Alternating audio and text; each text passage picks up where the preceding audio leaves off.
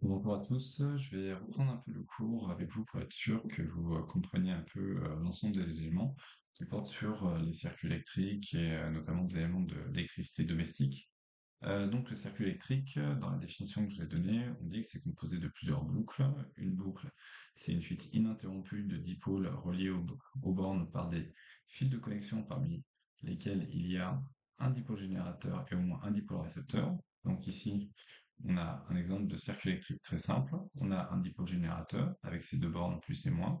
On a des fils de connexion qui jouent le rôle d'élément conducteur et on a un dipôle récepteur qui va jouer le rôle de convertisseur d'énergie. Donc, il va convertir de l'énergie électrique, hop, en une autre forme. En l'occurrence, c'est de l'énergie lumineuse.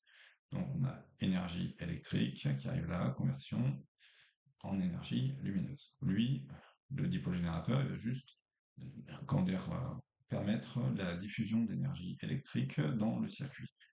Ce qui fait que c'est une boucle, c'est que lorsque je pars par exemple du plus en traversant l'interrupteur qui n'est pas vraiment un dipôle, c'est juste un dispositif qui permet d'interrompre ou pas le passage du courant, on va pouvoir faire le tour en passant par le convertisseur d'énergie, il en faut au moins un, et revenir à la pile. Donc là, en fait, tout ce chemin-là, hop, ça va constituer la boucle. Hop, ça va bien écrire. Hop, et là, on a une boucle complète. Donc ça, il n'y a pas de souci. On peut aussi trouver des capteurs, mais je reviendrai sur l'autre partie du cours dans un circuit. Donc la particularité des capteurs, c'est que eux, ils peuvent amener, on va dire, une forme d'énergie électrique, mais aussi en, en produire. Ça dépend un petit peu comment ils sont conçus.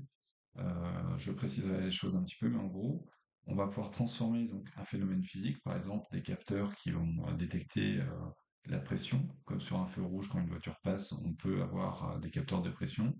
Ça va envoyer un signal, souvent électrique, qui va permettre de donner une information. Donc on verra ça dans la partie sur le cours, enfin sur tout ce qui est transmission d'information, qui est le prochain cours.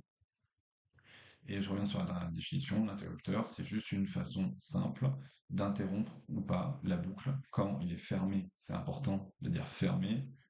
Fermé, c'est-à-dire que le courant va passer.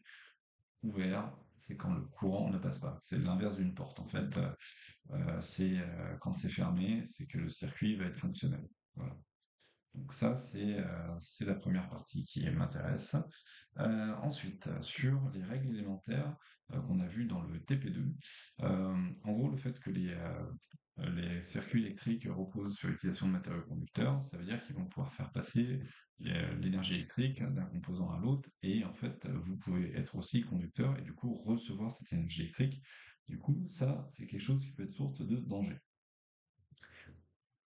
On a évoqué déjà l'idée que si la boucle est incomplète, ça ne marche pas. Et dans d'autres situations aussi qui ne sont pas liées à la sécurité, on vous a expliqué que dans le TP2, si une boucle, enfin dans une boucle, on peut avoir l'inversion de dipôle, c'est pas un problème. Si on n'a qu'une seule boucle, vous verrez en cinquième, on peut avoir plusieurs boucles. Ici, on a deux propositions différentes. On a un moteur ici. Vous avez un moteur, je vais vous le dessiner rapidement. Hop. C'est pas très joli, mais vous voyez. Vous avez la lampe, hop. Vous avez la pile, donc la pile, c'est là où vous avez un interrupteur, hop. Et là vous avez la pile, en gros, un truc comme ça. Je suis désolé, graphiquement, c'est pas très joli, mais c'est fait pour être rapide. Donc on a ces quatre éléments-là, et quel que soit l'ordre, parce qu'en fait on les retrouve ici, là vous avez la lampe, là vous avez la pile, là vous avez le moteur, et là vous avez l'interrupteur, en fait ça ne change rien au bon fonctionnement. Le courant ne s'arrête pas en fonction de là où il peut y avoir une ouverture de boucle. C'est un peu le message de ces deux premières règles, c'est-à-dire que si mon fil est coupé ici, eh bien si on part du principe que le courant va de plus vers moins, il n'y a pas que la lampe qui va s'éclairer et le reste ne plus fonctionner, pas du tout. C'est dans la mesure où la boucle est interrompue, en fait, même la lampe ne fonctionnera pas. Et ça implique la même chose si je coupe ici ou là, ça ne changera rien. Il faut que la boucle soit complète pour que l'ensemble puisse se partager l'énergie électrique. Je reviens rapidement du coup sur la notion de sécurité électrique. Au niveau sécurité, vous allez avoir donc les éléments conducteurs qu'on utilise pour faire une boucle, qui peuvent être source de danger si jamais vous avez des fils qui sont dénudés.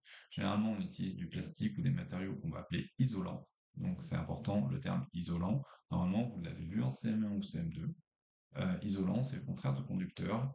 Isolant, c'est quelque chose qui va isoler et donc empêcher le passage d'une zone à une autre, on va dire. Et lorsque vous avez un câble qui est dénudé, en fait, vous pouvez être en contact et du coup, vous pouvez subir ce qu'on appelle une électrisation ou une électrocution. Donc, électrisation, on ne meurt pas. Électrocution, ben, en fait, on meurt. C'est la différence entre les deux. Et une électrisation, ça ne veut pas dire qu'il vous arrive rien de grave. Vous pouvez avoir des choses assez, comment dire, désagréables, voire très incommodantes ou handicapantes pour la suite de votre vie si jamais vous subissiez ça. Donc, les termes isolants, moi, je le remets, mais ça, c'est quelque chose qui est important. Et conducteur, je l'ai déjà expliqué plusieurs fois. Normalement, sur cette partie-là, il n'y a plus grand-chose d'autre à dire. Je vais juste vous prendre l'exemple de la lampe ou du moteur. Je vais peut-être prendre le moteur, puisqu'on l'a déjà vu plusieurs fois la lampe.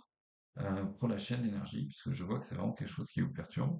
Donc, on a pris comme convention le fait que quelque chose qui ressemble à un rond, on va dire, c'est plutôt quelque chose d'ovale, on va mettre le convertisseur. Donc le convertisseur, c'est celui qui permet de passer de la forme d'énergie électrique dans notre chapitre à la forme d'énergie, comment dire, autre.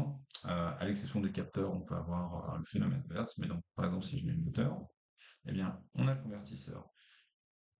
Il reçoit de la pile, ça c'est la source. En carré, on a dit c'est la source. Ici, on va pouvoir ajouter la forme d'énergie. Donc, il ne faut pas confondre source et forme d'énergie. La forme d'énergie, pardon, ici, c'est l'énergie, énergie électrique. Et de l'autre côté, eh bien, le moteur, il produit de l'énergie de mouvement, donc c'est l'énergie cinétique. Et du coup, là, ici, c'est pas très gênant de mettre milieu extérieur. C'est le terme générique pour dire quelque chose qui nous entoure, en fait, qui cible pas quelque chose. En l'occurrence, si vous avez un ventilateur, c'est la pièce. La pièce, c'est le milieu extérieur au dispositif que vous utilisez. Voilà. Donc, j'espère que ça sera clair pour vous. Et puis, bah, je vous souhaite bon courage pour tout ça. Voilà.